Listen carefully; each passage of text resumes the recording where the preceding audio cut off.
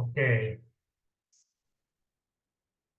kenapa kita bikin film? Nah, jadi sebelum kita masuk ke materi, mungkin sedikit pengantar.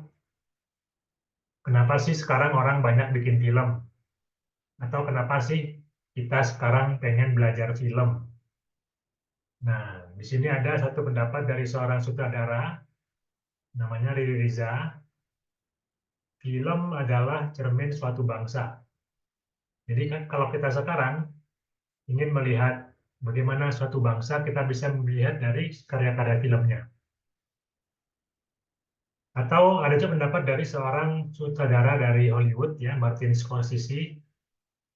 Mengapa dia bikin film? Karena menurut dia film itu bisa menyentuh hati, membangkitkan visi kita, dan mengubah cara pandang kita terhadap sesuatu. Jadi banyak banyak alasan kenapa orang membuat film.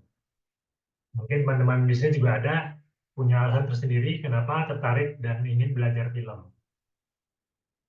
Nah, ini juga mungkin penting untuk menyamakan dulu pemahaman kita, persepsi kita tentang film. Film itu ada tahap-tahapannya ya dalam memproduksinya. Yang pertama adalah tahap development atau pengembangan, yang kedua praproduksi, yang ketiga produksi, yang keempat pasca produksi, dan yang terakhir distribusi. Jadi 5 tahap ini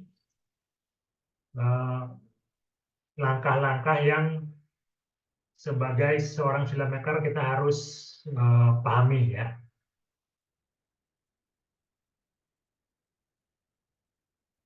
Apakah tahap development itu? Nah, tahap development itu tahap di mana kita mengawali proses membuat film dari tujuannya. Apa tujuan kita? Karena banyak sekali produk yang dihasilkan dari film, macam-macam bentuk film. Jadi tujuan dari kita membuat film itu penting dirumuskan di awal. Nah, tujuan ini biasanya ditetapkan oleh seorang produser.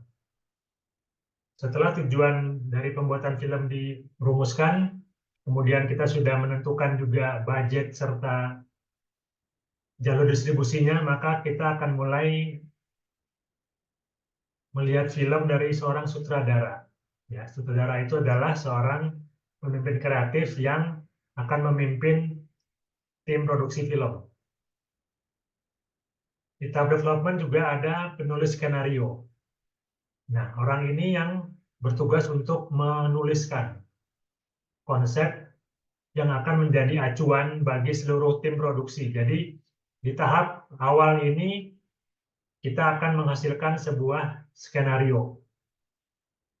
Di tahap development, kita akan merumuskan skenario di mana di sini ada 3 orang yang akan bekerja sama menyusun sebuah skenario yang dituliskan oleh seorang penulis skenario.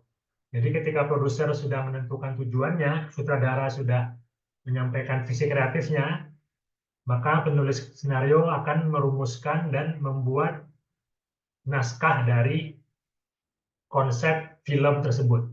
Ya, jadi di tahap development inilah skenario itu digodok sampai menjadi sebuah skenario yang siap untuk diproduksi.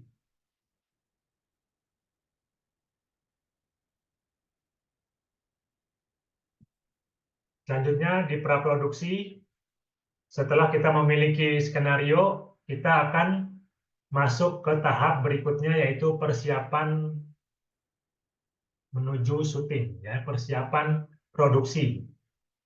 Namanya tahapan praproduksi. Ya. Di sini yang terlibat sudah lebih banyak lagi karena kita sudah mulai mengcasting pemain, kemudian kita sudah merekrut kru untuk lokasi, kita mulai melakukan survei, kemudian tahapan selanjutnya dari praproduksi adalah reading. Nah, reading ini adalah proses di mana skenario kita akan baca, ya, kita akan pelajari, karena skenario inilah yang akan menjadi panduan dalam proses syuting nanti. Jadi kita perlu memahami skenario dengan melakukan reading. Reading diperuntukkan untuk pemain, tapi juga akan diikuti oleh kru di awal ya, karena kru juga nanti akan mencoba mempelajari skenario dalam tahap reading juga. Setelah reading akan dilanjutkan dengan rehearsal atau latihan ya. Latihan ini mungkin fokus ke pemain. Di sini kita akan mencoba memperagakan secara lebih konkret apa yang tertulis dari skenario. Setelah kita melakukan tahap rehearsal, ada yang namanya breakdown art. Nah, ini tugas dari bagian artistik. Di breakdown art ini banyak nanti yang akan kita persiapkan, mulai dari kostum, properti, sampai set ruangan yang akan digunakan sebagai lokasi syuting. Kemudian apalagi yang dipersiapkan di produksi yaitu adalah storyboard. Nah, ini adalah bagian dari tim sinematografi atau tim kamera. Mereka memerlukan storyboard atau photoboard dan mereka juga akan melakukan reki. Reki ini adalah proses di mana tim kamera dan tim artistik akan melakukan survei di lokasi syuting yang telah ditentukan dan mulai menentukan titik-titik lampu atau posisi-posisi kamera yang akan nanti berguna ketika proses syuting. Setelah reki ada namanya PPM atau meeting ya, meeting kreatif. Di sini kita akan mengumpulkan semua kru dan pemain untuk mengevaluasi persiapan dan mengecek semua ketersediaan peralatan dan kostum atau properti yang akan dipakai oleh pemain. Di sini akan dicek secara detail ya oleh tim asisten sutradara. Yang tidak kalah penting juga di praproduksi adalah persiapan untuk penentuan jadwal syuting, perizinan, dan penyewaan alat serta akomodasi. Jadi di praproduksi nanti juga ada satu tim lagi ya, di bawah produser, mereka yang akan mengurus segala teknis yang akan mendukung proses syuting. Jadi jadwal syutingnya seperti apa, kemudian perizinan lokasinya dipersiapkan, kemudian peralatannya sudah harus dilengkapi dan menyediakan akomodasi, transportasi, penginapan bagi kru dan pemain selama proses syuting. Jadi bukan hanya proses kreatif, dalam praproduksi juga dipersiapkan yang namanya hal yang berhubungan dengan manajemen produksi. Ya. Nah, setelah tahap praproduksi, kita masuk ke proses syuting. Nah, di sini pekerjaan yang dilakukan adalah perekaman gambar dan perekaman suara.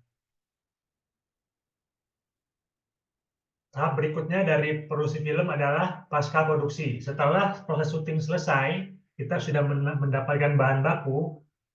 Bahan baku gambar dan suara itu harus diedit, harus kita susun sehingga menjadi sebuah tayangan yang bisa ditonton oleh masyarakat atau oleh penonton. Di sini di tahap pasca produksi ini ada orang-orang kreatif lainnya yang akan bertugas.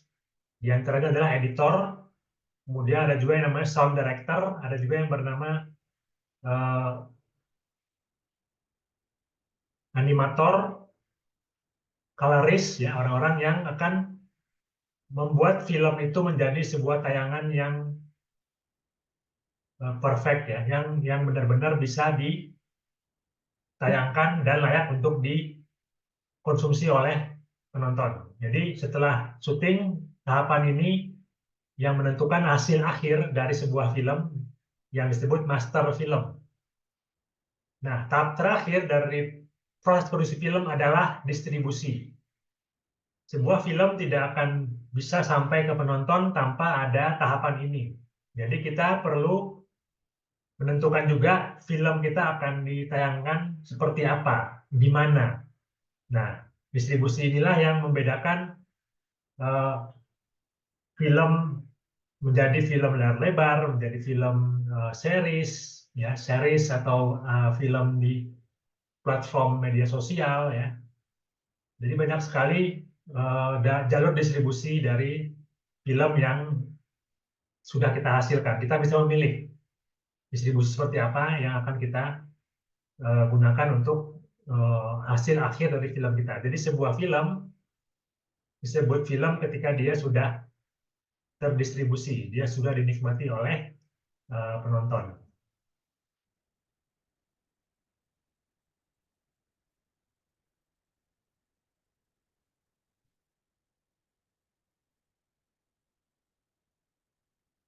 Nah, di sini mungkin ada sedikit tambahan ya dari materi tadi. Di tahap development ada produser, director, dan scriptwriter. Ya, baru ada 3 orang. Kemudian masuk ke praproduksi atau pre-production. Di sini sudah ada nama-nama lain ya, nama-nama kru. Di sini ada production designer, cinematographer. Cinematographer adalah penata kamera atau director of photography.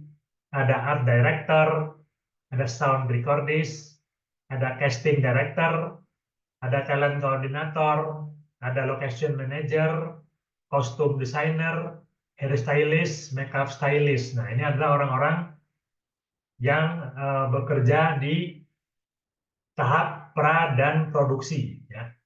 Orang-orang ini mempersiapkan segala sesuatunya di tahap praproduksi ya di sini.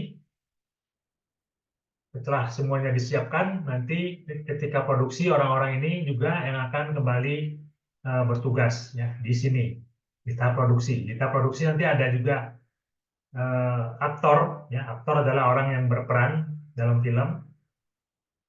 Di tahap praproduksi nanti aktor itu akan mempersiapkan dirinya dengan reading dan rehearsal.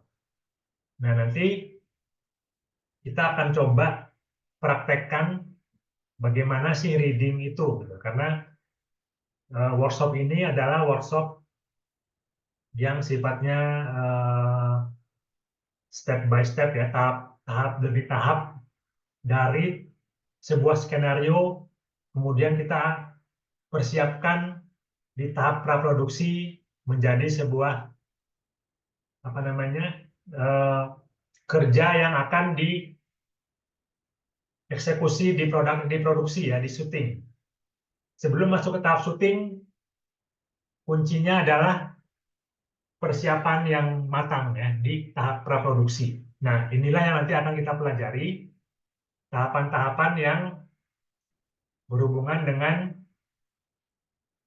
praproduksi ya, yaitu tadi ini, casting, kemudian reading, rehearsal. Nah untuk malam ini kita akan coba praktekkan dulu yang namanya reading. Oke, sampai di sini ada pertanyaan dulu mungkin sebelum kita masuk ke tahap reading.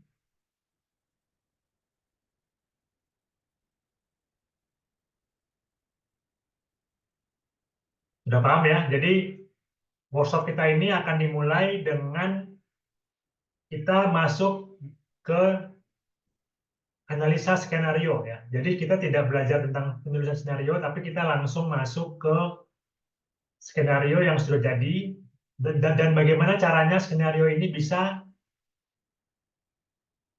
kita turunkan menjadi sebuah bahan untuk syuting. Ya, bagaimana memperlakukan skenario ini menjadi materi untuk syuting. Nah, untuk tahap awal adalah bagaimana caranya kita membaca atau mempelajari skenario. Nah, saya sudah share skenario ini tadi sore ya, mungkin sudah ada yang baca juga. Sudah dibaca belum ya? Halo? Ya. Sudah ya? Oke, sekarang saya minta mungkin kita mulai saja ya membaca skenario ini. Jadi reading ini adalah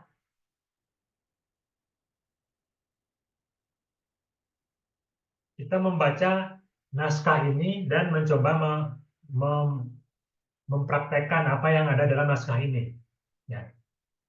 Nah, untuk itu saya butuh orang-orang yang mau berperan sebagai karakter-karakter yang ada di film ini nih, di skenario ini. Siapa yang akan mencoba untuk Membaca?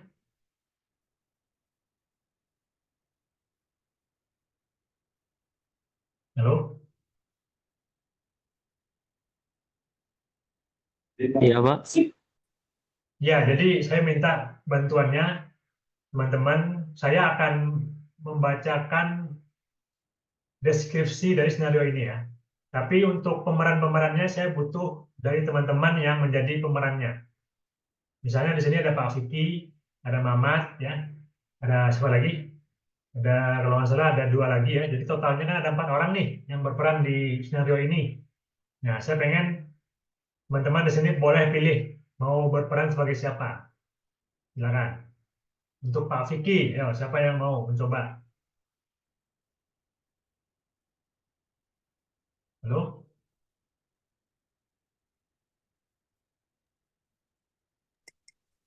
Ya, boleh saya mungkin, Pak. Saya boleh, Pak. Siapa tuh? Halo? Siapa? Ayo. Udah jelas. Saya boleh, Pak. Jadi Pak Fikri aja. Pak Vicky siapa? Saya, Pak. Ya, siapa? Januar, Pak. Januar. Januar. Oke, Pak Vicky Januar. Kemudian Iya, Pak. yang Boleh, Pak. menjadi Mamat siapa? Boleh, Pak, saya, Pak. Raihan ya? Iya, Pak. Oke, Mamat Raihan. Kemudian yang menjadi Idam? Idam? Saya apa boleh Pak? Siapa tuh? Akmal Pak. Oke, Akmal. Idam, Akmal. Yang terakhir yang menjadi siapa nih? Fatir. Fatir Ya, siapa? boleh, Pak. Boleh, boleh saya. Oke, udah ya, lengkap ya. Kita mulai ya.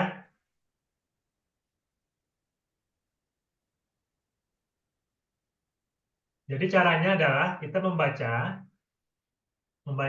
dari sini ya. Jadi satu naskah ini kita baca bareng-bareng sambil kita coba membayangkan kira-kira seperti apa sih situasi dan bagaimana gestur, bagaimana mimik, bagaimana apa namanya gerakan dari si pemeran ini ya. Jadi kita coba sama-sama baca sambil membayangkan. Oke, siap ya? Siap semuanya? Siap, Halo? Pak. Oke, saya baca ya. Interior ruang guru D.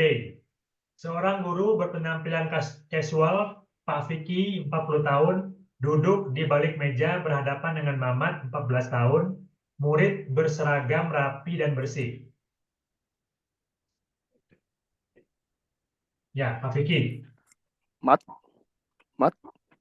Mamat menunduk, menyilangkan jari-jari tangan, memainkan kedua ibu jarinya. Pak Vicky berusaha menangkap pandangan mata Mamat. Mamat sekilas melirik Pak Vicky. Namun ketika beradu mata, Mamat membuang lagi pandangannya ke bawah. Pak Vicky mencondongkan tubuhnya lebih dekat ke Mamat. Lengannya bertumpu ke meja. Pak Vicky bicara dengan lugas. Bapak masih nunggu jawaban kamu.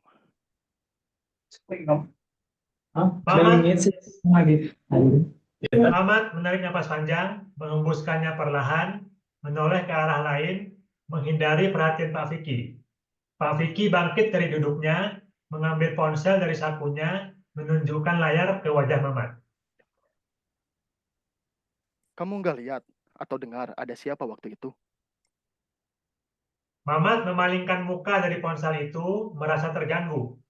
Pak Vicky memasukkan ponsel ke sakunya. Oke, sorry. Saya tahu kamu pasti nggak mau dibilang tukang cepu, kan? Oke, kalau gitu. Suara pintu diketuk.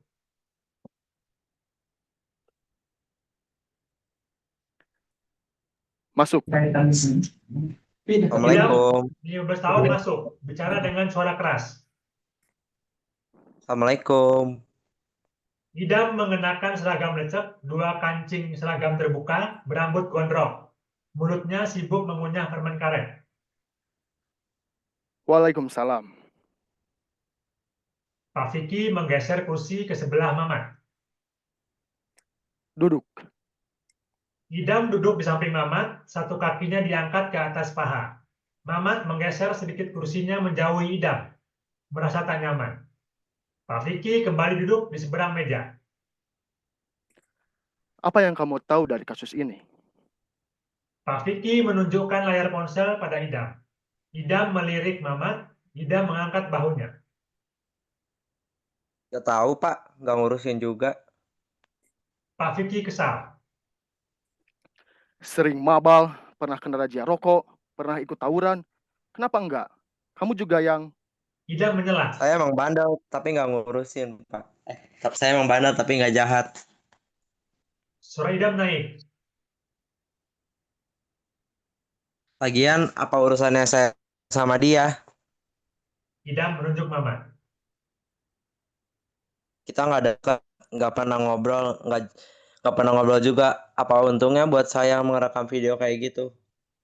Pak Vicky menatap Mamat. Coba kamu ingat-ingat. Waktu itu di ruang ganti, apa ada Idam? Mamat melirik Idam, menjawab ragu. Ya, Pak. Nah, gimana ini, Idam? Idam menjelaskan dengan emosi. Waktu itu saya lagi ganti baju juga Pak. Di luar saya dengar beberapa anak ketawa-ketawa, terus saya dengar pintu ditendang dari kamar ganti. Sebelah Pak. Waktu itu ada siapa aja? Ada Yoga, Bones sama Fatir. Suara pintu diketuk. Masuk. Fatir, 15 tahun, siswa berpenampilan keren dengan pede memasuki ruangan. Fatir memegang pundak Mamat, lalu duduk sopan di samping Mamat. Fatir, Bapak manggil kamu karena Bapak tahu kamu yang paling dekat sama Mamat. Mungkin kamu tahu apa ada anak yang gak suka Mamat. Fatir menoleh ke arah Idam. Mungkin cuma Idam, Pak. Dulu saya tahu Mamat pernah berantem dengan Idam karena Idam ribut di perpus. Betul, Mat. Mamat mengangguk, Idam naik pitam berdiri. Kalau Bapak manggil saya ke sini hanya untuk dituduh dan kata-kata saya nggak dibutuhin, buat apa saya ada di sini? Pak Vicky berdiri, menahan Idam yang hendak pergi. Sabar dulu. Oke, coba kamu cerita semua yang kamu ingat. Saya udah cerita semua.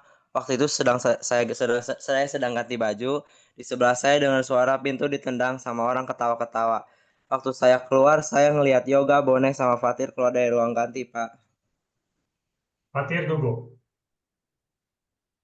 Eh, saya malah gak tahu, Pak, kalau ada Mamat di ruang ganti. Bisa jadi Idam yang rekam dari sebelah ruangan. Idam menggeleng-gelengkan kepala, bicara dengan yakin. Coba Bapak cek fotonya. Angle-nya dari depan. Gak mungkin saya yang ngambil fotonya. Kalau saya pelakunya, hasil fotonya pasti dari samping, Pak. Pak Vicky menatap ke arah Fatir, menangkap kecemasan di wajahnya. Fatir, Bapak ada satu pertanyaan yang nggak ada hubungannya dengan Pak kasus ini. Kenapa nilai kamu di minggu lalu semua jeblok?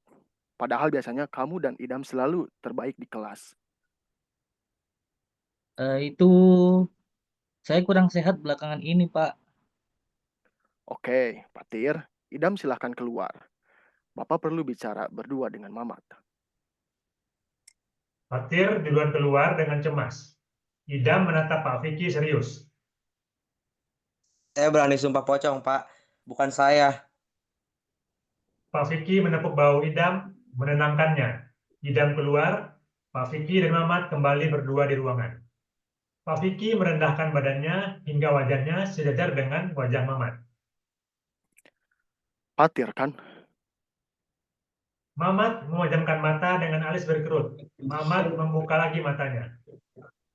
Iya, Pak. Pak Vicky mengguncang bahu Mamat. Kamu nggak bisa diam terus. Kamu harus berani ngomong. Kan kamu udah dijahatin. Saya takut, Pak. Takut kenapa? Fatir sahabat saya. Gak ada sahabat yang berbuat kayak gitu. Bapak gak ngerti kenapa Patir sampai kayak gitu. Apa tentang nilai? Mamat mengangguk. Dari dulu, saya memang selalu bantu dia pas ujian. Dan Fatir juga selalu baik sama saya. Tapi akhirnya saya sadar itu tuh salah. Lalu, Lalu saya berhenti kasih dia contekan. Fatir ngancam bakal mempermalukan saya. Saya kira dia cuma bercanda. jadi dia yang maksa buka pintu ruang ganti. Iya, dia kayaknya nyuruh Yoga sama Bone ngedobrak pintu. Bisa kebuka, padahal udah saya kunci loh. Begitu pintunya dibuka, Fatir nodong pakai kamera. Semua bukti Pak Vicky mengeluarkan ponselnya, menekan tanda berhenti rekam suara, ditunjukkannya kepada Mamat. Semua bukti sudah ada di sini. Patir bisa dihukum. Paling ringan diskors atau paling buruk. Mamat menatap Pak Vicky cemas. Dikeluarin. Mat, kalau kamu benar, kamu jangan takut. Semua orang mesti tanggung jawab dengan perbuatannya. Kalau enggak di dunia, ya di akhirat. Pak Vicky merangkul Mamat. Mamat menghela napas lega. Ya, itu ya. Jadi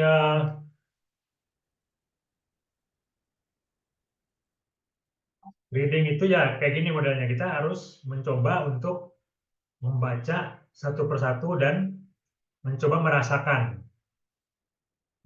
apa namanya semua dialog dan bagaimana menuturkannya dengan tepat, artikulasinya, kemudian pilihan-pilihan nadanya kan. Tadi kan di sini skenario ini kan cukup bisa memberikan arahan-arahan ya. Jadi banyak banget di skenario ini poin-poin yang sudah cukup jelas gitu. Panduan-panduan untuk setiap karakter itu sudah diberikan. Jadi sebenarnya untuk pemeran, untuk aktornya udah cukup dimudahkan ya, dan kita bisa membayangkan adegannya ya, udah mulai bisa membayangkan bagaimana blocking pemainnya, bagaimana posisi dari setiap pemain ya, di mana posisi Pak Vicky, di mana posisi duduk Mamat, Idam, Fatir ya, kita bisa udah mulai bisa membayangkan itu. Jadi ketika membaca naskah, yang penting ya kita pahami adalah kita harus mulai apa namanya mendalami setiap karakter. Makanya ini tugas dari seorang sutradara ya, ketika memilih karakter, menentukan pemain, yang menjadi panduan adalah skenario ini. Dari sini kita bisa, dari skenario ini kita udah bisa ya mengira-ngira karakter dari setiap tokoh di sini ya. Untuk Pak Vicky, kira-kira karakternya seperti apa nih? Seorang guru yang seperti apa nih Pak Vicky? Tegas, Pak Pak. Vicky seorang guru yang tegas, Pak. Tegas, apalagi?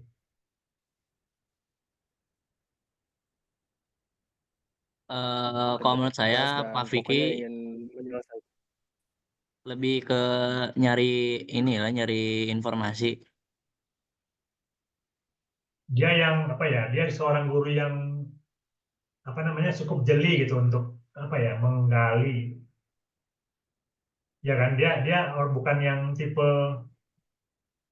kan ada guru yang memang dia apa ya masih di sini dia masih mau menginterogasi kan, artinya dia tidak langsung menuduh si A si B sebagai pelaku, tapi dia mencoba untuk berstrategi ya kan. Si Pak Vicky-nya mencoba untuk berstrategi dengan memanggil orang-orang ini kan.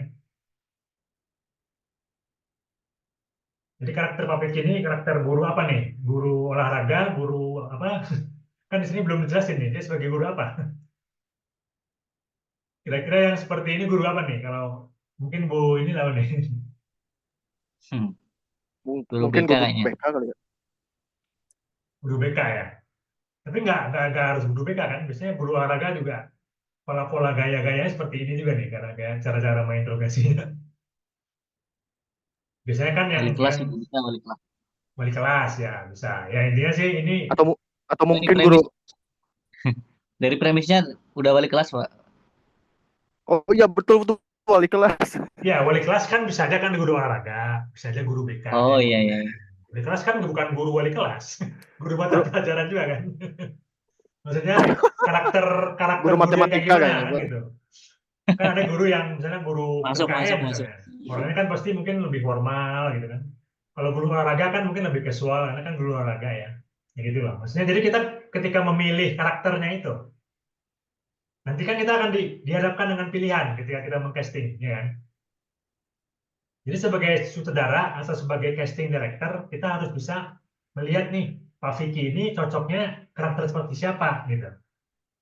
Karena kalau guru kan pilihannya banyak ya, guru dengan segala macam penampilannya kan, dengan segala macam karakternya kan. Jadi kita ketika menentukan Pak Vicky ini yang cocok sebenarnya sosok seperti apa nih gitu. Nah, itu yang menjadi PR ketika kita membaca skenario. Jadi ketika kita membaca skenario, yang muncul di kepala kita pertama adalah gimana sosok dari si tokoh ini, gitu. Si Pak Vicky ini kira-kira sosoknya seperti apa? Apakah dia orangnya tinggi, tegap, apa orangnya gendut, apa orangnya kecil gitu kan. Nah, kita udah punya bayangan tuh di kepala kita dengan melihat tadi ya di dialognya, kemudian membaca gerak-gerik dia ketika meninterogasi. Kira-kira yang cocok karakter seperti apa nih? Kita kan akan membuat film, ya kan? Kita kan akan butuh sosok karakter yang cocok. Apakah gurunya ini kelihatan kecil badannya atau lebih kecil dari muridnya misalnya, dari siswanya? Apakah lebih besar, apa lebih tegap? Nah, itu menentukan nanti ketika kita akan menentukan nih, ya, ketika mengcasting. Jadi membaca skenario itu sampai ke situ. Jadi bukan hanya membaca dialognya saja, bukan hanya membaca deskripsinya saja, tapi juga mencoba mulai mengimajinasikan kurang lebih karakter yang akan muncul itu seperti apa nih orangnya. Sosoknya seperti apa nih. Misalnya kebayangnya aktornya siapa. Ada yang kebayang nggak Pak Vicky ini kira-kira cocoknya siapa nih aktor yang memerankannya? Aktor yang badannya tegap, tinggi, kemudian berkarisma gitu kan. Siapa kira-kira? Apakah dia berkumis? Apakah dia klimis? Rambutnya gimana? Nah, itu kan semuanya menentukan nanti ketika kita memilih pemain. Ya, siapa yang akan cocok? Ya, siapa nih kira-kira yang cocok nih memerankan Pak Vicky? Ada yang punya bayangan? Pak Deddy kayaknya Pak Deddy, Pak. Hmm? Aktor Deddy. film, aktor film aja. Saya sebut nama siapa aja. Aktor film Reza yang ada Radian, sekarang. Pak. Hmm? Dimas Anggara bisa, Pak? Siapa? Dimas Anggara. Dimas Anggara, enggak kemudaan. Ini Dimas 40 tahun loh. Anggara. 40. Kayaknya kurang Dimas. Kalau 40-an itu aktor sekarang mungkin Vino atau Reza, siapa? Reza Radian mungkin 40 ya. Siapa ya? Nah, gitu ya. Jadi kita nanti ketika misalnya dihadapkan dengan beberapa calon ya, beberapa orang yang kita casting, ya kita tentukan tuh kita mau membangun cerita ini dengan karakter seperti apa gitu. Karena kalau salah memilih aktor akan mengurangi nanti ya, mengurangi bobot dari cerita ini gitu. Karena aktor itulah yang nanti akan memerankan apa yang ada di naskah ini. Jadi jangan sampai kita salah pilih. Jadi bayangan kita tuh sebagai apa sutradara kah atau sebagai kru yang lain yang menentukan pemilihan pemain ya kita harus apa namanya punya ya mungkin diskusi juga dengan penulis skenarionya gitu ya. Tapi ini sebenarnya yang menentukan dia adalah sutradara. Jadi yang menentukan pemain itu sutradara. Sutradara akan berdiskusi dengan penulis skenario kira-kira sosok seperti apa yang cocok menjadi Pak Vicky. Oke, sekarang yang kedua nih, Mamat nih. Mamat kira-kira seperti apa nih anaknya?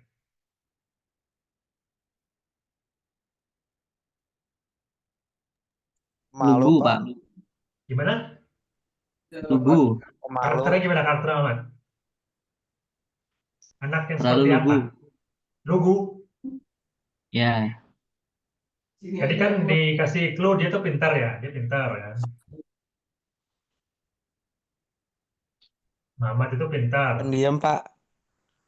Penakut Kalau sih. dia pendiam, dari mana kita tahu dia pendiam? Dari mana kita dapat informasi dia pendiam kira-kira? Nurut aja, nurut. Tapi dia pintar loh, dia anak pintar. Kita coba coba melihat misalnya karakter anak pintar seperti apa sih? Gitu. Dia cenderung anak pendiam, apa ya, kan tipikal orang pinter yang pendiam gitu loh. Jadi dia tahu kondisi harus ngomong pas kapan. Dia penakut nggak? Kalau menurut saya sih dia bukan penakut, cuman dia lebih ke cenderung tahu momen. Introvert ya. Introvert. Bisa introvert masuk. Kalau sosoknya, fisiknya kira-kira kayak gimana orangnya? Culun mungkin. Pakai kacamata, biasanya gitulah ya. Anak pintar pasti pakai kacamata. Iya, Rambutnya Pak. rapi gitu ya, misalnya rambutnya disisir rapi, kostum bajunya juga rapi gitu kan. Pokoknya murid teladan, Pak. Yang murid teladan. Ya ini kan stereotip ya. Jadi kalau kita melihat Mamat ini kan stereotip anak pintar nih, anak culun ya pakai kacamata, kemudian bajunya rapi, setelannya benar-benar ya sesuai dengan peraturan sekolah banget lah ya pakaiannya. Tadi kan sudah digambarkan ada karakter lagi yang namanya siapa tadi nih? Eh, Idam. Nah, Idam ini kan tadi udah jelas nih ya. Mengenakan seragam lecek, dua kancing seragam terbuka, berambut gondrong, mulutnya sibuk mengunyah permen karet. Nah, mereka kayak gimana nih Idam ini? Sosok seperti apa sih Idam ini? Kalau di sekolah, Suka berdebat, Pak. sosoknya seperti apa? Idam ini mewakili karakter apa? Kalau tadi kan si Mamat kan karakter karakter anak anak pintar, anak teladan. Kalau Idam ini karakter apa ini? Ini Tirta, Troublemaker protagonisnya ya? ini, Pak. Hmm? Ya, troublemaker. Ya anak bandel lah Tirta, kan udah kelihatan protagonisnya dari ini. ini. Di sini kan dikasih clue nih ya, dikasih clue di sini ya. Idam mengenakan seragam lecek, dua kancing seragam terbuka, berambut gondrong ya. Bayangkan berarti anaknya kan melanggar peraturan ya, rambutnya gondrong. Habis itu ketika datang sibuk mengunyah permen karet. Artinya anaknya memang agak-agak kurang sopan gitu. Datang ke ruang guru, datang datang ke pertemuan dengan guru sambil mengunyah permen karet. Nah, itu kan tadi mewakili karakter itu. Jadi kita bayangkan sosoknya seperti apa nih. Jadi ketika kita mengcasting, kita udah punya pilihan, udah punya apa istilahnya gambaran di kepala kita, kurang lebih seperti apa nih orangnya. Kalau aktor sekarang siapa kira-kira yang bisa mewakili ini, Idam ini, karakter seperti apa nih? Kalau di film-film. Jeffrey Jeffrey Nicole. Nicole ya, nah, ya kan kebayang ya. Anaknya badannya tegap, gitu kan. Habis itu suka berantem kan. Di sini kan dia dibilanjakan tadi kan di sini. Nah, Ya, Pak Vicky kan sering mabal, pernah kena razia rokok, pernah ikut tawuran. Nah, berarti kan kita dapat tambahan informasi lagi tuh tentang si Idam ini. Jadi dari skenario ini kita sudah bisa membayangkan karakter dari setiap apa namanya tokoh yang ada di skenario ini gitu. Ya, jadi kita nggak susah nyari dari mana-mana. Dari skenario ini udah ada gambaran. Jadi skenario ini adalah bahan kita untuk menentukan karakter kita. Makanya penulisan skenario-nya itu harus benar gitu. Makanya skenario yang benar itu adalah skenario yang bisa memberikan gambaran utuh dari setiap karakter, dari setiap kejadian. Kalau kita baca kan skenario ini kan cukup detail ya, menggambarkan proses interogasi itu detail gitu. Karena dijelaskan gitu. Di setiap awalnya itu ada penjelasannya gitu. Kayak gini ya. Pak Vicky menunjukkan layar ponsel pada Idam. Idam melirik Mamat. Nah, ini kan tidak ada.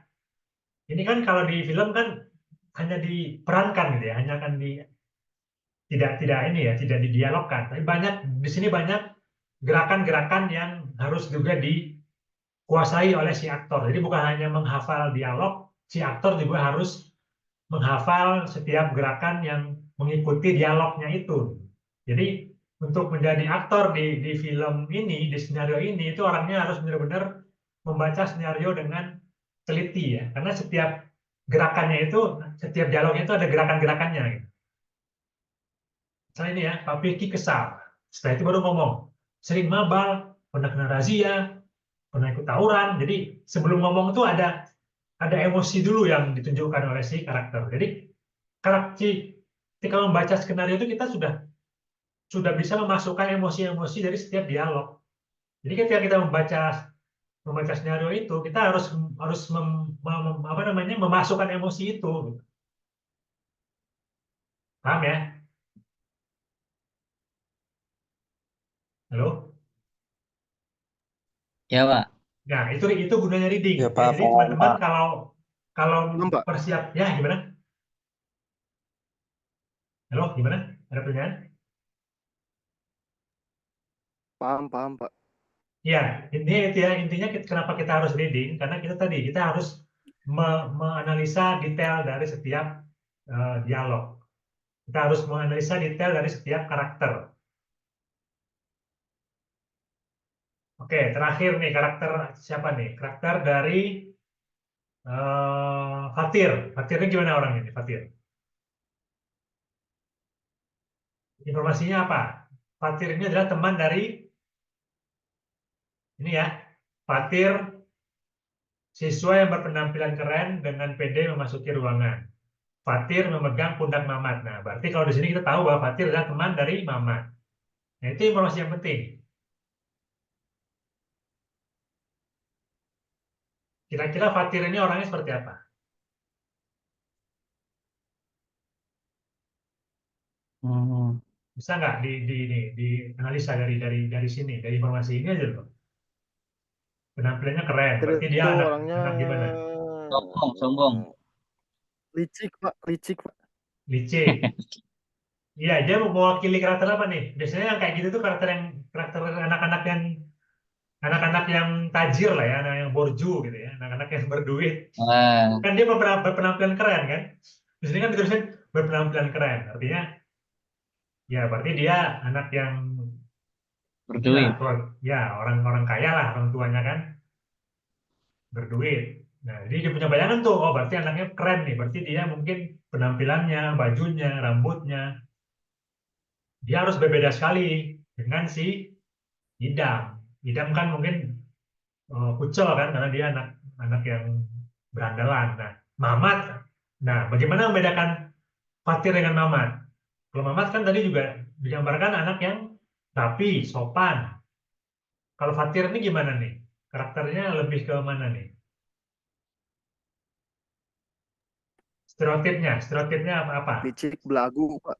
Ya, berarti anak yang Belagu, licik, ya congkak, belagu, Pak. sombong, licik gitu ya, anak-anak yang stereotip anak-anak inilah ya, anak-anak yang suka ngebully lah gitu ya. Karena dia merasa punya kekuasaan, merasa punya duit, dia bisa ya tadi ya kan di ending kan diceritakan bahwa dia yang kemudian sering dikasih contekan oleh Mamat, ya kan? Di sini kan Hmm. udah kebayang berarti si Fatir ini sebenarnya anaknya memang bukan anak pintar gitu. Dia anak yang memang selama ini nilainya bagus karena mendapat contekan. Kemudian dari karakter dia kita bisa ngebayangin dia itu ya tadi ya orang yang mempunyai ya orang yang berpunya lah, berpenampilan keren. Nah, jadi kita ketika memilih sosoknya jangan salah juga gitu. Harus bisa memilih karakter yang cocok. Kira-kira seperti apa gitu. Kemudian bagaimana kita menampilkan dia gitu dengan kostumnya, dengan atributnya ya. Kalau dia keren berarti mungkin dia punya jam tangan ya, jam tangan yang mahal atau dia mungkin datang dengan membawa dia mungkin pakai jaket ya, pakai jaket yang keren lah gitu. Jadi tidak hanya pakai seragam tapi dia juga pakai jaket gitu. Nah, itu udah punya bayangan-bayangan seperti itu ketika kita apa namanya? Mencoba mendefinisikan setiap karakter. Jadi karakter kita itu harus bicara itu harus tampak berbeda ya. Jadi antara Mamat, Idam, Fatir itu tiga karakter yang sangat sangat berbeda. Mereka mewakili karakter-karakter yang ada di sekolah, ya. Satu mewakili anak-anak yang satu, siapa si Mamat mewakili anak yang pintar, kemudian si Idam mewakili anak berandalan, sedangkan si Fatir mewakili anak orang yang berpunya, ya. Nah, itu masing-masing punya karakter. Nah, itu harus terlihat secara fisik gitu. Secara fisik dari wajahnya, dari gestur dari badannya, dari postur badannya, gitu, dari pakaiannya, dari atribut-atribut yang dia pakai, dari cara dia duduk, dari cara dia datang, cara dia ngomong.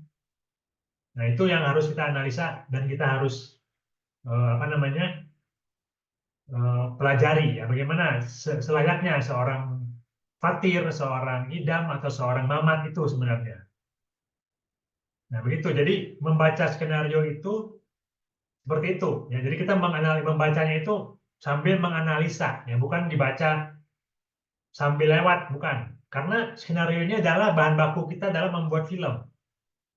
Jadi apa yang ada dalam film itu semuanya ada informasinya di skenario ini.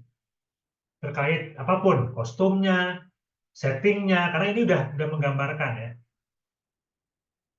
Interior ruang guru, berarti di mana nih dipanggilnya? Di ruang guru. Ruang guru seperti apa? Nah, nanti kita akan bicarakan ruang guru seperti apa. Apa aja yang ada di situ, ya kan? Kita harus mulai bayangkan, oh, ruang guru itu berarti ada lemari di situ, ada meja, ada kursi, ada apa lagi, ada tumpukan buku kah, atau ada apa lagi gitu.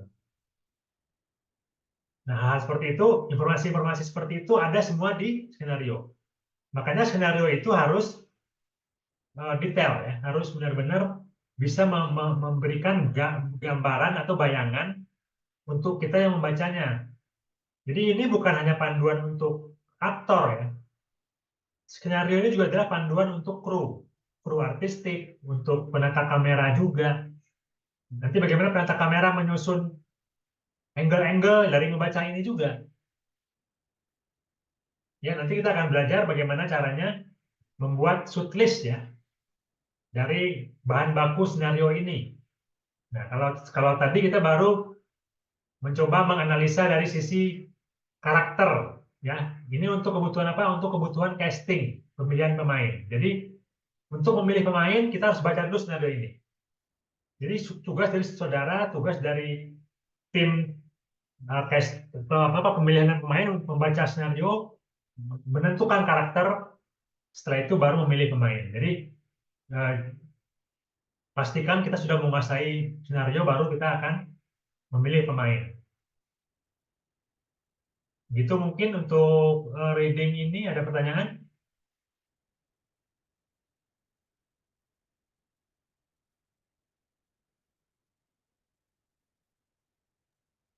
Pak, saya boleh nanya nggak, Pak? Silakan. Em, Kalau untuk reading sendiri, ada berapa tahap, Pak? Soalnya saya pernah nemu kayak dari studionya, siapa tuh? Studionya Prilly yang bikin film Perayan Mati Rasa. Saya ngeliat mereka ada video lagi big reading. Nah, itu apakah ada fase-fasenya, Pak? Buat kayak tahap reading gitu? Tahap pertama itu biasanya big reading dulu, ya. Kita reading bareng-bareng semua. Itu semua kru, pemain semua hadir. Kayak tadi lah kita baca bareng-bareng gitu. Setelah itu diskusi. Kita mulai membahas karakternya seperti apa, kemudian membahas tadi, ya, settingnya seperti apa. Itu hanya istilahnya itu untuk menyamakan persepsi lah gitu, ya. Nanti ada lagi reading khusus pemain. Pemain itu reading sampai dia benar-benar memahami dan benar-benar sesuai dengan apa yang ada dalam skrip. Nah, ini mungkin nanti ada berapa kali reading, tergantung tergantung dari pemainnya juga gitu. Yang jelas reading ini butuh waktu, ya, kita butuh waktu untuk reading gitu, ya. Jadi jangan sampai kita apa namanya dari tahap praproduksi ke produksi terlalu mepet, ya. Ada kan yang praproduksinya cuma seminggu misalnya. Readingnya mungkin cuma berapa kali. Idealnya kan reading itu bisa sampai ke si tokoh, si apa namanya, si aktor itu dia benar-benar masuk ke karakter itu dan dia mengucapkan kata-kata itu sesuai dengan apa yang ada dalam karakter itu gitu. Jadi bukan lagi sekedar menghafal. Kalau kita hanya menghafal, pasti beda kedengarannya dengan ketika kita sudah menjadikan itu dialog kita gitu. Jadi kalau aktor itu sudah menjadikan dialog ini dialog dia gitu ya, bukan lagi hafalan, itu akan kelihatan berbeda. Dan itu bisa terlihat ketika kita melakukan reading. Kalau kita readingnya benar-benar ada waktu yang cukup ini ya, yang cukup ya waktu yang cukup lah intinya itu relatif ya cukupnya itu apakah 2 kali reading, 3 kali reading itu kembali ke aktornya juga gitu, kemampuan aktornya. Kalau aktornya cukup bagus mungkin dia cukup 2 kali 3 kali reading dia udah menguasai gitu. Tapi kalau memang ada scene-scene yang berat mungkin dia butuh latihan-latihan yang lebih lama lagi. Karena kan setiap film itu kan tantangan aktingnya berbeda ya. Kalau ini mungkin karena film pendek kita bisa lihat cuma satu adegan ya, satu babak doang gitu. Ya, dan ya banyak emosi yang ditampilkan jadi mungkin bisa bisa berapa kali reading juga cukup. Tapi kalau untuk film panjang dengan naskah yang lebih panjang mungkin readingnya bisa berminggu-minggu. Tapi yang jelas reading ini tadi ya eh, harus disediakan waktu gitu untuk pemain untuk bisa menguasai naskah dengan reading. Karena kalau dia cuma menghafal tapi tidak memahami setiap adegan itu tujuannya apa, ya kan? Karena setiap dialog itu kan ada tujuannya, setiap dialog itu ada emosinya, ada apa namanya peran apa tadi aksi-aksi yang memang dia juga harus tunjukkan ya, bukan hanya dialog, ya gestur juga, mimik juga dia harus munculkan ketika berakting, ya kan? Jadi aktor itu bukan hanya masalah dialog. Disitulah makanya reading itu penting untuk melatih tadi, untuk membuat dia jadi pede dengan naskah ini gitu. Karena kan di sini seorang aktor kan berperan jadi orang lain. Makanya dia butuh waktu. Makanya reading ini bagi seorang aktor wajib dan sebagai apa namanya kru film, kru produksi film kita harus menyediakan waktu untuk reading. Tidak boleh apa namanya jarak antara praproduksi ke produksi itu sangat mepet sehingga pemain tidak punya waktu yang cukup untuk reading. Jadi reading ini adalah tahap yang menentukan sejauh mana nanti acting dari aktor kita akan uh, baik atau tidak. Gitu. Jadi kalau kita lihat misalnya sebuah film, actingnya jelek gitu ya itu bisa jadi tahap readingnya mungkin nggak maksimal gitu, atau waktu waktu readingnya nggak cukup, sehingga pemain itu nggak punya waktu untuk masuk ke karakternya dan tidak cukup memahami setiap adegan yang ada di film itu. Gitu. Itu mungkin. Ada lagi pertanyaan tentang reading? Ya, mungkin saya, Pak. Ya, gimana? Eh, Berarti apakah reading ini salah satu tahapan dari sesi seleksi para kru yang sebelum produksi ya, Pak? Ya kalau kita misalnya mengcasting kan kita pakai naskah ya. Mhm. Kalau kita mau mengcasting pemain kita kan kita mau memilih nih pemain-pemain yang mau kita pakai ya kita pakai naskah ini aja untuk dicobain langsung ke si calon pemain.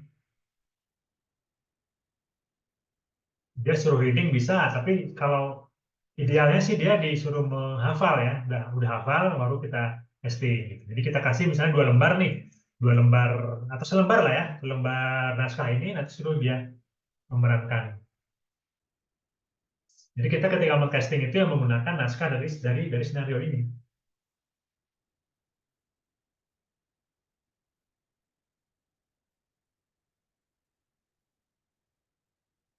Oke?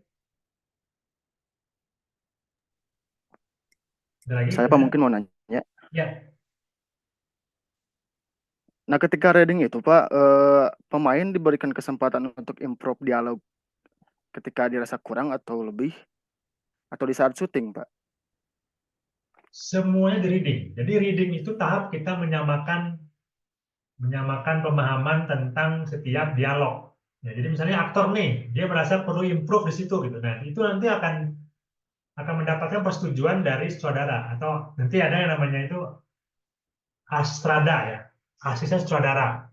Nah, dia yang akan memimpin reading. Nah, nanti dia itu yang akan mencatat setiap improve, setiap apa namanya apapun ya yang berhubungan dengan naskah ini yang mungkin mau dikembangkan oleh si aktor. Misalnya Pak Vicky nih, Pak Vicky misalnya dia mau menambahkan kalimat misalnya, atau dia mau menambahkan gestur gitu ya. Ya itu dia harus minta izin. Karena kan sebenarnya di skenario ini udah detail banget ya. Sudah didetailkan gitu. Jadi kalau si Pak Vicky-nya ini mau menambahkan ya dia harus apa namanya minta persetujuan. Jadi nggak boleh ketika syuting nanti tiba-tiba dia bikin improve yang berbeda lagi gitu. Nggak boleh. Jadi harus di reading semua. Karena di pas syuting itu semua udah di dalam apa namanya persetujuan ya, tidak boleh apa yang muncul di syuting itu adalah semua yang dilatihkan di praproduksi ya. Jadi aktor itu berlatih improve di praproduksi di tahap reading. Ketika syuting itu hanya pengulangan aja. Jadi bukan ketika syuting baru dia improve, enggak. Paham ya?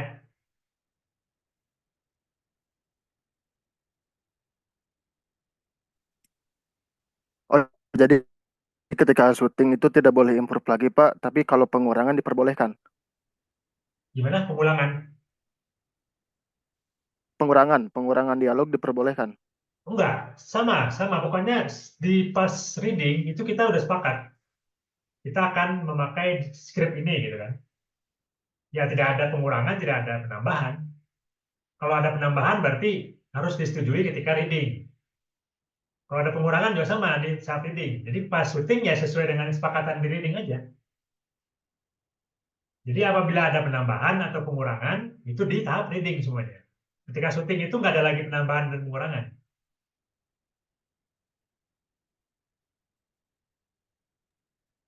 Makanya kita ada Siap, reading. siap, Pak. Makasih, Pak. Ya, makanya ada reading. Ya. Reading itu sebenarnya untuk apa namanya menyamakan tadi ya, menyamakan kalau misalnya ada pertanyaan dari si aktor, kayaknya saya kurang enak nih pelafalan ini bisa nggak diganti misalnya, atau bisa nggak ini nggak usah ada kalimatnya dihilangkan ya, itu disepakati nanti eh, sama aktornya langsung ketika di reading.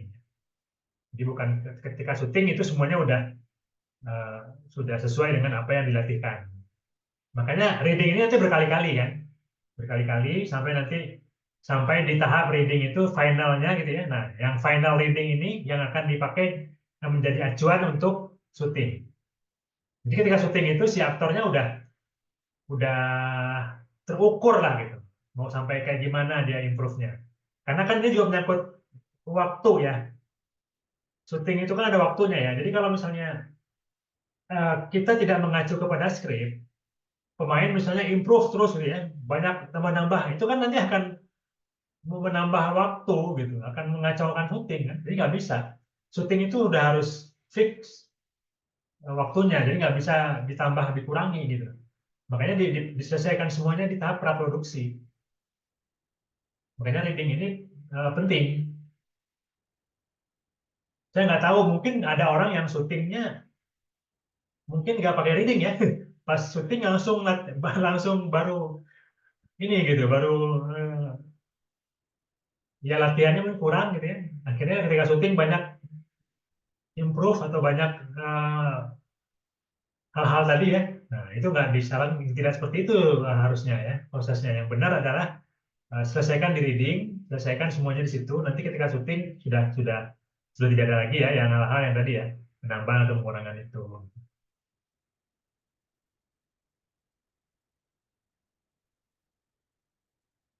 Ada lagi tentang bagaimana kita memahami skenario ya.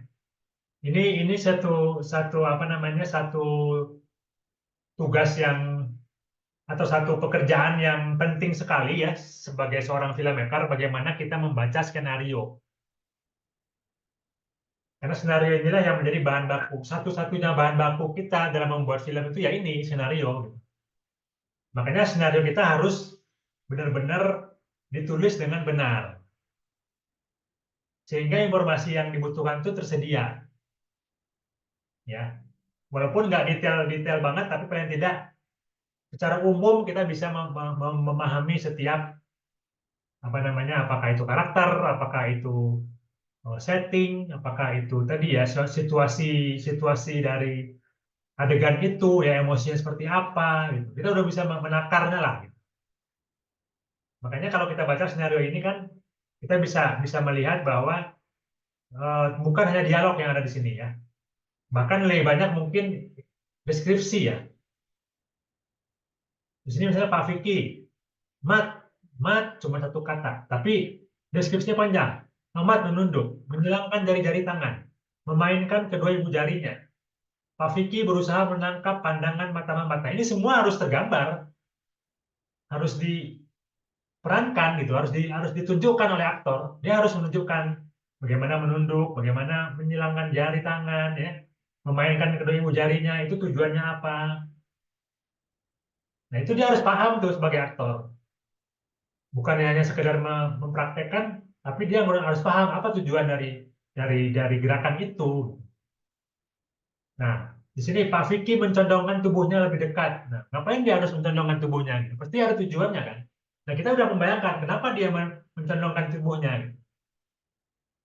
Lengannya bertumpu ke meja. Nah, itu udah bisa kebayang gerak-geriknya seperti apa. Si aktor udah punya tuh apa namanya, informasi tentang bagaimana gerakan dia. Gitu. Jadi sebenarnya aktor ketika baca skenario ya dia udah paham gitu. Dia mau bergerak, apakah dia mau melihat, melirik gitu kan. Karena nggak mungkin aktor itu cuma menatap ke depan aja kan. Kan dia harus berakting gitu. Makanya informasi-informasi seperti ini harus ditulis. Nih, Mamat menarik napas panjang, mengembuskannya perlahan. Ini kan bukan apa namanya, ini kan harus diperankan oleh si aktor. Menoleh ke arah lain, menghindari perhatian Pak Vicky. Nah, itu kan semua harus dia tunjukkan gitu. Nah, ketika reading itu dicoba. Ketika rehearsal dicoba, nanti ketika kita latihan dicoba. Jadi reading itu apa namanya, tahap-tahap awal banget yang membuat kita mempelajari skenario ini dengan sedetail-detailnya gitu. Karena dari setiap detail itu nanti akan terlihat dalam visual film kita ya, karena film itu bukan hanya dialog ya, bukan hanya omongannya yang kita lihat, tapi yang kita lihat itu malah gerak-gerik dari si aktor kita. Nah, makanya informasi itu ada di skenario ini. Makanya kita harus baca skenario ini berulang-ulang. Ya, sebagai sutradara kita juga harus baca nih supaya kita makin paham, semakin kuat di sini. Ya, imajinasi kita tentang setiap adegan itu semakin semakin lengkap gitu ya. Nah, itu yang menjadi apa namanya, kunci dari sebuah produksi film. Jadi kalau kita di praproduksinya benar, nanti syutingnya juga akan lancar karena kita sudah mempersiapkannya dengan baik. Dimulai dari reading ini. Dari sini ya kita bisa baca nih ya. Di sini dari skrip ini udah kebayang kan apa aja ya. Kostum seperti apa, kemudian propertinya seperti apa. Di sini ada ponsel, di sini ada apa gitu kan. Dan udah bisa kita menjadikan bahan baku semuanya. Ya. Kalau sekarang kan untuk reading sekarang kita kan baru bahas ini, skenario ini baru menjadi apa namanya?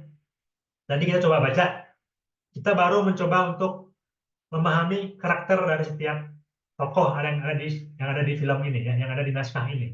Di sini ada 4 orang. Nah, bagaimana kita memahami karakter 4 orang ini, bagaimana emosi 4 orang ini, bagaimana penampilan 4 orang ini, bagaimana kostumnya, bagaimana gerak-geriknya, itu yang kita bayangkan. Nah, itu tujuan kita reading. Karena film itu visual. Ya. Kita harus bisa menjelaskan gimana karakter Pak Vicky itu.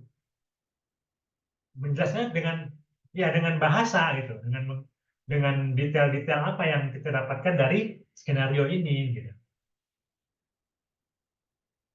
Jadi jangan sampai kita malas membaca skenario. Skenario itu harus kita baca berulang-ulang sampai kita benar-benar paham.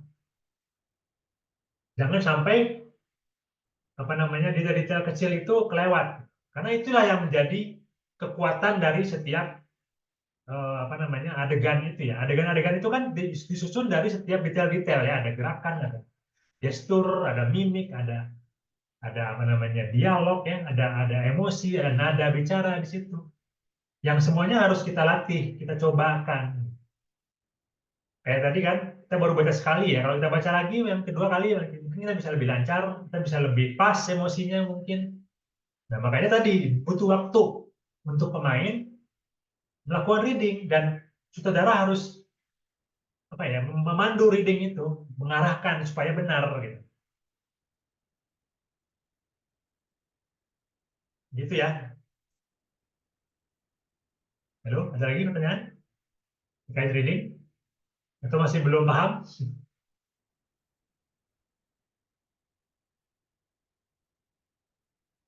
Ada yang belum paham tentang reading? Kayaknya paham sih, Pak. Sudah pernah reading juga ya sebelumnya ya, pasti ya. Iya, Pak. Insya Allah, Pak. Ya intinya itu, intinya apa ya? Sebagai filmmaker kita memulai dari sebuah naskah ya, itu yang harus kita pahami. Jadi bagaimana kita memahami naskah kita harus baca. Nah, bagaimana caranya kita bisa membaca naskah? Kita harus hobi membaca juga. Nah, kalau teman-teman di sini mau jadi saudara misalnya, saudara itu harus hobi baca. Karena nanti yang kita pertama kali baca itu adalah apa? Yang pertama kali kita hadapi sebagai saudara adalah naskah. Naskah itu bentuknya apa? Tulisan. Jadi kalau kita malas baca, kita nanti akan punya masalah nanti ketika membaca skenario gitu. Jadi sebagai saudara nih, kita harus membekali diri kita dengan apa? Dengan suka baca dulu. Ya minimal kita punya kebiasaan membaca novel lah. Novel itu kan bagian yang mungkin mirip-mirip dengan naskah film nih, dengan skenario. Nah, jadi hobilah membaca, ya. Kalau bisa rutinkan membaca novel gitu. Untuk tadi ya mengasah kemampuan kita untuk menganalisa. Karena kan skenario ini harus dianalisa kan. Kemudian harus kita apa namanya? Hidupkan skenario itu menjadi satu tayangan audiovisual, ya kan? Jadi apa yang kita baca ini setelah kita dengar kan, dialog kita dengar kan, kemudian kita membayangkan si tokoh yang melafalkan dialog itu. Nah, itu kan butuh imajinasi ya. Makanya reading ini kunci untuk tahap berikutnya ya.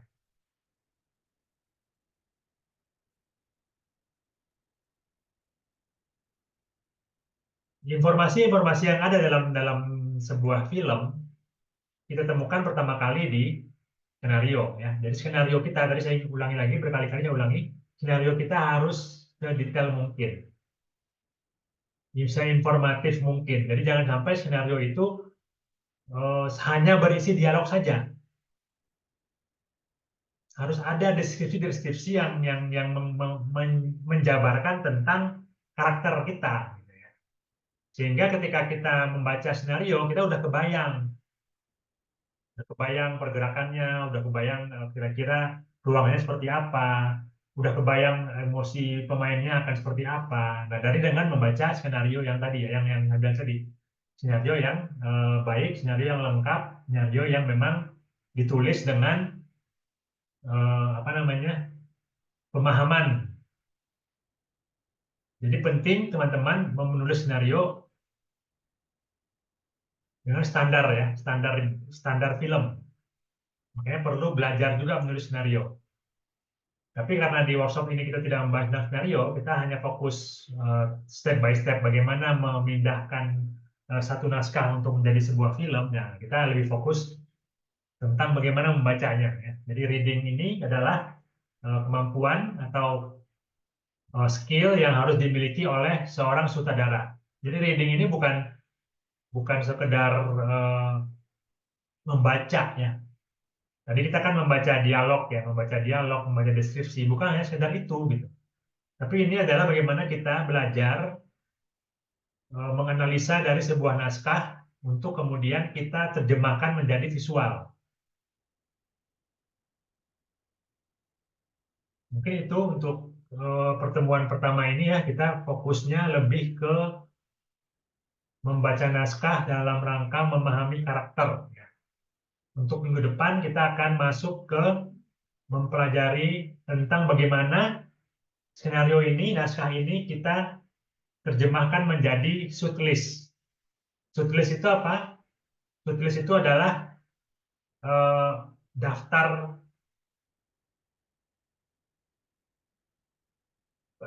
adegan yang akan kita shoot, yang akan menggunakan bahasa kamera di situ. Jadi bahan untuk membuat shortlist, bahan untuk membuat storyboard juga dari skenario ini. Nanti caranya bagaimana nanti kita akan bahas minggu depan. Mungkin sebelumnya ada materi sedikit tentang sinematografi. Setelah itu kita akan masuk ke materi shortlist ya. Bagaimana membuat shortlist, bagaimana membuat photoboard atau storyboard dari skenario yang ada di sini. Jadi saran saya sih teman-teman, kalau ada waktu baca lagi skenario ini, karena minggu depan kita akan bahas untuk membuat tadi ya shortlistnya. Ya. Gitu mungkin? Masih ada pertanyaan?